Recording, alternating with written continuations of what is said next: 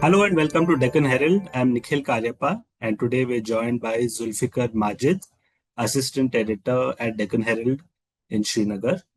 Could you tell us a little bit about the explosion which happened on November 14th? Last evening, Friday night at around 10:20, a huge explosion was reported from Nowgam Police Station on the outskirts of Srinagar city. So within no time, pictures and videos on social media started flashing.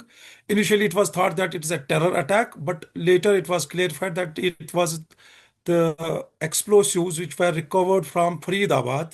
You must have heard about that incident where some doctors and other people have been arrested in regard to this Red Fort terror attack. Right.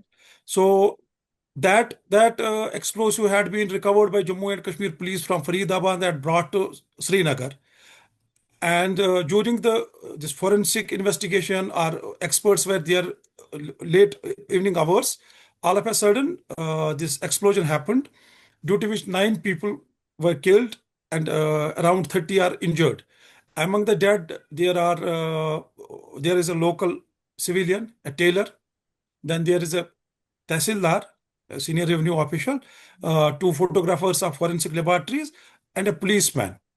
So it was an unfortunate incident. Even J&K Police Chief later in the press conference in the morning, he clarified that it is not a terror attack, but it is linked to the this what they call white collar terror module investigation. So how did the explosion occur? As of now, is there any news police about are investigating. No, nothing has been said about the reason of the explosion. What they are saying that it is accidental blast, and investigation has been ordered. Even Lieutenant Governor of Jammu and Kashmir has ordered an investigation into the incident, why it happened, how it happened. But as of now, there is nothing really clear what was the reason for the explosion. Just to recap to the audience, could you tell us how the explosives were seized by the police? Yeah, actually, you have to go back to mid-October when Jaish-e-Mohammed posters, terror posters appeared in Nowgam area, where this police station, in this jurisdiction police station. And immediately, Jammu and Kashmir police lodged an FIR under UAPA, and investigation was started. A few suspects were detained. And during questioning and interrogation of those suspects, it led Jammu and Kashmir police team to Faridabad, to Al Falah University, where 2 Kashmiri doctors were arrested.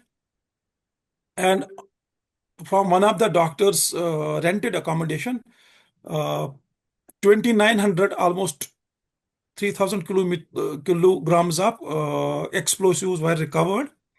And same evening, that Red Fort blast happened. So police is probing all these angles, and a portion of that explosive which had been recovered by Jammu and Kashmir police in Faridabad, that had been transported back to Srinagar, and it was kept in Nowgam police station because FIR was registered there. So investigation was going on into that, and forensic experts and other experts were at the site in the police station till late evening hours, till late night hours when this incident happened. You've written a very moving piece today about a tailor who lost his life in the explosion at Srinagar. Could you tell us a little bit about him, about his story? Yeah, unfortunately, the tailor had been hired by Jammu and Kashmir police on Friday morning. As they were investigating the matter, they might have required his service for something. So he was at the blast site in the evening, late evening, with the investigators. He had nothing to do with terror plot, terror probe. He was a poor tailor. So his family is devastated. I visited that place in the during daytime. He has three children, a wife, and whole area was mourning because what they said was he was a very gentle man who, like every common person, was earning his livelihood. And unfortunately, his he had been seriously injured in the blast, and he was taken to hospital where he died, and his body was brought to his home in the afternoon. Accidental blasts are not unprecedented in Kashmir, right? This is not the first time such a thing is happening. Could you tell us a little bit, like, True. if it's happened before? Uh, there's one incident that dates back to 1994, March 1994. In a similar incident at 15 Corps headquarters, Badami Bagh. It's again on the outskirts of Srinagar, the main cantonment of Indian Army in Kashmir. In a similar incident, there was a blast. Explosives and ammunition had been recovered from terrorists that time. That time there was it was peak of insurgency in Kashmir. So army was recovering lot of explosives and lot of weapons those days. And during a routine, all of a sudden, these explosives went off, and 13 army officials, including senior officers, a colonel, a lieutenant colonel, a major, they were killed. Later, during the issue was also discussed in the parliament, and I think some recommendations had been given about these explosives, handling of the explosives. But to connect that incident with Nowgam police station incident, unfortunately, the police station is in the middle of a residential colony, and that too a private house. I think that has been hired. It's not a police station building. So keeping such a large explosives at such a place, I don't know what probe will reveal, but it's always dangerous to have such. And this is not confirmed report. People say that it's very cold in Kashmir now. So late evening when investigators were working there, maybe they may have kept some heating gadget or something like that near the explosives, and it may be the reason. It has not been said as of now. Officially, nothing has been said, but it could be one of the reasons.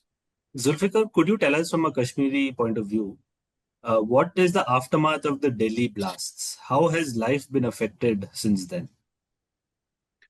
See, if you see, life was already affected post this Pahalgam terror attack in April, to be precise, 22nd April, when 25 tourists were killed in Baisran Valley of Pahalgam. So post Operation Sindoor and other incidents, so much happened. So across India, there have been reports that Kashmiris who are working or who are studying, the students, they are being harassed. Back home also, there has been a lot of activities going on before this Delhi blast, Red Fort blast. Say 10, 15 days before that, there was a lot of activities were going on. Security forces and police were raiding houses. They were checking the SIM card vendors, even raiding jails. So many people were detained. The relatives of those people, those militants who are across the border, Kashmiri militants, their relatives were detained.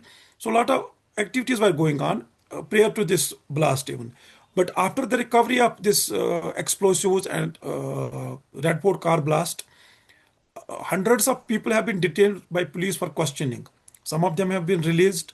Some may be still in detention.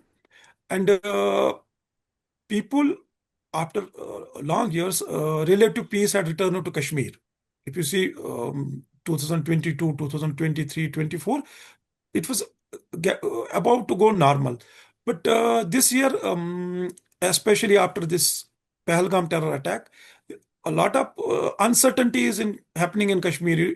You see that businesses are down, tourism has gone down, and now this incident has again cast a shadow on the future of Kashmir's peace, prosperity, development, and progress.